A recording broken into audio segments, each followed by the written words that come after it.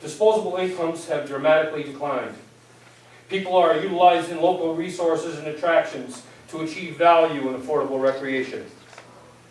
Rival Mountain Nature Preserve and Recreation Area will fill the local void for affordable recreation. This area will possibly create jobs in recreation management, hospitality management, therapeutic recreation, operations, maintenance, youth education programs. And there's abundant of potential jobs that this project can provide. There's possible examples of these are, the community college culinary arts and the Schenectady County Youth Build. We'd like to bring some of the youth build, the kids up there to show them, how to build things.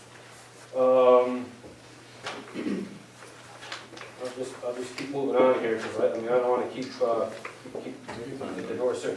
Freshwater, wastewater handling. I've already talked this. We're currently anticipating plans for water storage, freshwater storage, and consumption and use by purchasing potable water, potentially from the town of Princetown Water District. By using this method, we'll not only ensure a clean, safe, and improved source, there will also be additional revenue with helping you guys pay the debt down.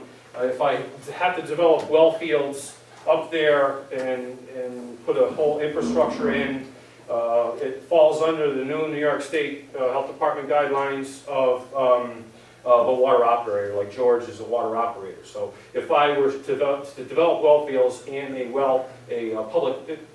it creates a public, although it's a private property, it creates a public water system, which means I fall under the New York State Health under public water. By purchasing approved potable water from an approved source, it just cuts to the chase. I have fresh, clean water. The same thing with the sewer. We went over that. That's a Duanesburg issue. Is using the point of use and pump and transfer will allow me to not have to develop widespread septic fields up there.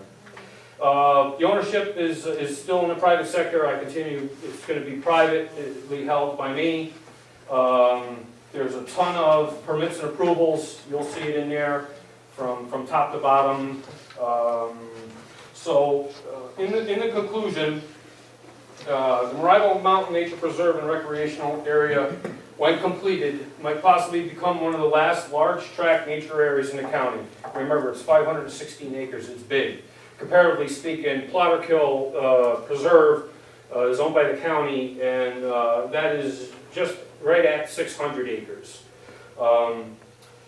As population increases, developmental pressures and high property taxes force owners to sell and subdivide.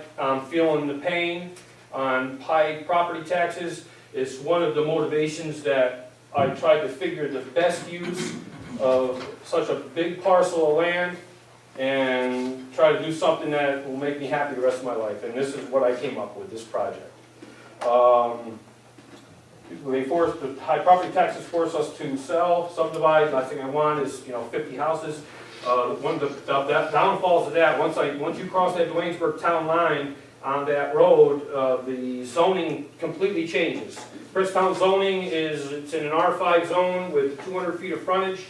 Once you cross the town line, it becomes an R2, 100 feet of frontage, which means I could build 80 houses in there, no problem, and I just really don't want to put houses in. At this moment in our county's history, we now have a unique opportunity to create an area of open space and managed recreation that will undoubtedly benefit the preserve's flora and fauna, provide stabilized family recreation, and assure an area to be protected for all future generations. So that's it in a nutshell. Working with the county, my representatives, my legislative representatives, I've had extensive meetings with them. I have an agenda how to get this through, and it started last year with it being applied to the county, and now it's to the town level. What I would like from the town of Princetown, as I did seek from the town of Duanesburg, is a general conceptual approval that I came that it is, it is a positive impact. It's not a coal burning plant. It is something that they have, that I've notified the towns, and hopefully the towns and the townspeople will embrace it. It is definitely a positive impact on the environment.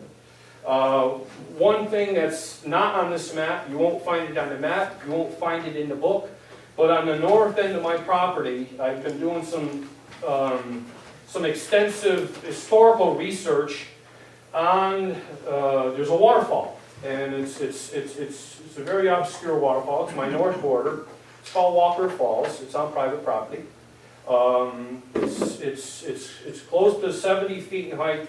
It's bigger than Potter Hill Falls. I don't specifically mention it in my analysis or on the map. I don't want to make it a tourist attraction for anyone. The ravine is very aggressive down there, in excess of 300 feet. It's very hazardous. So, but the historical value of the waterfall is significant, which through research we're finding that it falls within the what Van Curler's Great Flat Pattern was back when they first settled the Mohawk Valley from the western part of Schenectady west up the Mohawk River. The tops of this waterfalls, there's etchings in the flat rocks up there since the early 1800s. So I'm still in the process of trying to find as much historical data to have a historical value on that part of it down at the waterfalls. Most likely, as this project develops, I will probably only allow experts, camping, hiking, to be down in that area. That's how dangerous it is down in that area. You can't, there's only two ways to get in there. One is my property, and on the other side of the ravine, there's another private property owner to get to the top of the waterfalls. The bottom of the waterfalls, you could find your way through private property up there. So, I wanted just to come and present and try to create a positive impact in the town. And if you have any questions, I'd be happy to answer your questions. Well, okay. Doug, my first thought is like, she's spectacular, so that's my first impression. I'm very impressed, and I know you put a ton of work into this, and well, that's my first impression. So right off the bat, I mean, I'm just speaking for myself, but whatever you can do, we can do to help. Yeah. And officially what the town can do to help. One, I mean, I really hope the townspeople will embrace this project, because it is a very well thought out process that we've been going very slow in figuring everything out. And there was no rush to judgment on anything here. We've done our homework on this.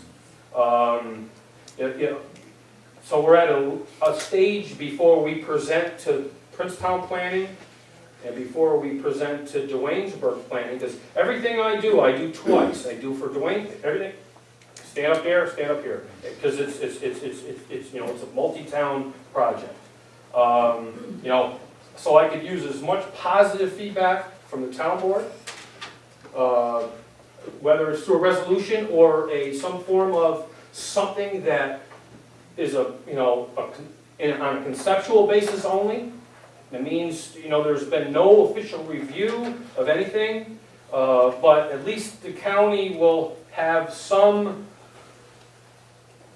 idea that it's a favorable response from the town. So that's the project. So hope everybody comes. So It'll take a while for me to put it in.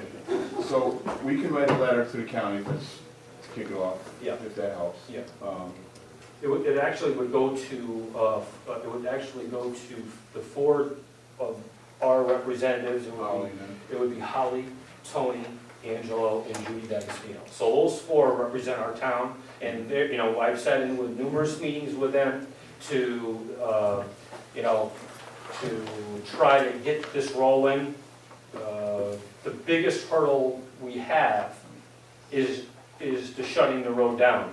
The road is, it's divided by a town line. There's a lot of positive, there's no utilities, it's a seasonal road. So, and it's serviced by 2 fire districts. On Princetown side is the Plotter Kill, on the Duanesburg side is the Marieville. So it's just a matter of hopefully a formality and the, I don't want to say perception, but the need for the good of the public, this is the good of the public, to give them the opportunity to review it and say, this is the reason why we're shutting the road down. So, thank you for your time. Thank you. I'd like to add that what you're doing, Doug, is not only good for the public, it's good for the environment, the atmosphere, everything else. And in the town of Princetown, oh my God, I tip my hat to you for being the city. Mike's got a copy of the conceptual analysis when he's done reading it. You know, I'm in the process of putting together, you know, some more. We did these from grassroots. This whole project has been grassroots from right from the get-go, printing the whole 9. And I went through a tremendous amount of these, giving them to the legislature and everybody that's at that level. And we're providing, you know, when time comes with Princetown Planning, copies of Princetown Planning, Duanesburg Planning, so it's like twice as much as a normal project. So what's the next step that we can do as a town board? Well, my next step is to get the feedback from both of the towns. Like I say, I presented to Duanesburg last Thursday, here tonight, get the feedback from the towns, provide that to the county, and then we're really gearing up for the applications in planning, because there'll be site plan review, and there'll be special use permit, and both towns in the residential districts, the special use permit is allowed under both zoning laws. So, say the only official action that the town that I would need officially is when I choose to purchase potable water. And that would be an action through the Princetown Water District and the town board. So that's, you know, that's where we're at. But any help, any correspondence to the county, to whoever, you know, spread the word, the good word. If you have issues or if there's any negative, call me. If you have, you know, I take good and bad feedback. Thank you very much. Is it actually okay to put it on the website? Would you be, you know, amenable to that? I don't see why not. Or actually, you know, this has been held for you know, the last year when I first released it to the county. I wrote that, finished that in February of 11. So March it went to the county, the analysis. So it, you know, it's not been in the public domain until last Thursday when I presented. It actually came out of the box last Thursday, and now it's out of the box here. So, which, you know, trying to get as much feedback as I can before I present to planning.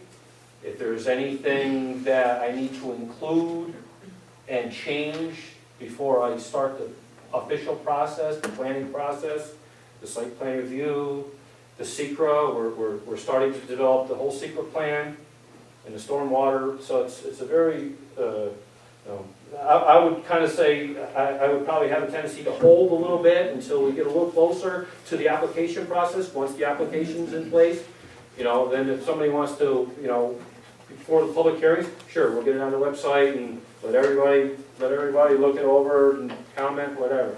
Right. So you're okay if I write a letter to the county then? That's what you want? Yeah, that's why I'm here. You know, if it's an official action from the town board, or if everybody's on board, or.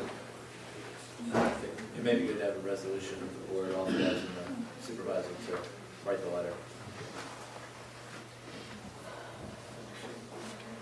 Thank you very much. Shouldn't be made right now. So do we have a motion for Supervisor Joyce to, myself, to write a letter to Schenectady County, our 4 representatives. I'm gonna go through Doug and name some people. If you don't want me to write them to, I will. It's Bigger Ray Gillum, Metroplex. It's, the analysis is on Ray's desk. Anybody and everybody that we can get a copy to is, you know, Joe Ryan, he's, you know, Public Works and Engineering, and anybody who, you know, it's coming across all their desks. So wherever I can get support, it would be great. So do I have a motion to let me write a note to our county supporting? I'll make that motion. I'll second it. Esposito, Yes. Jazinski, Yes. Myers, Yes. Yes.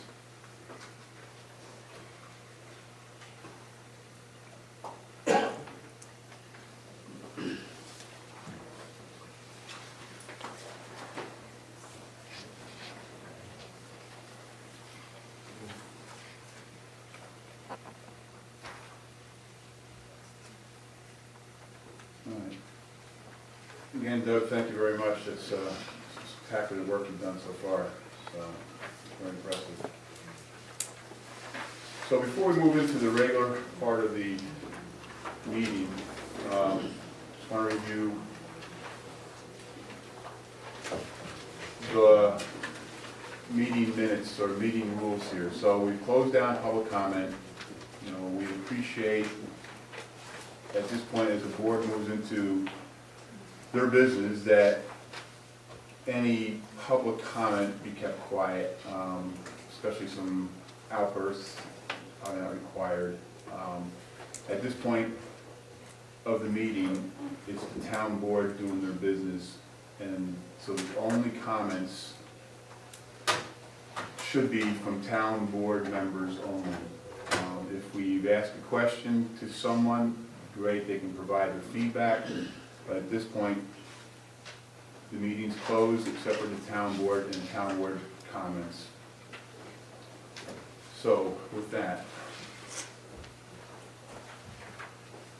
So, the first item on the agenda here, so there's gonna be some changes from what's been handed out, so just bear with it. So, do I have a motion from the town board meeting to reject the town board meeting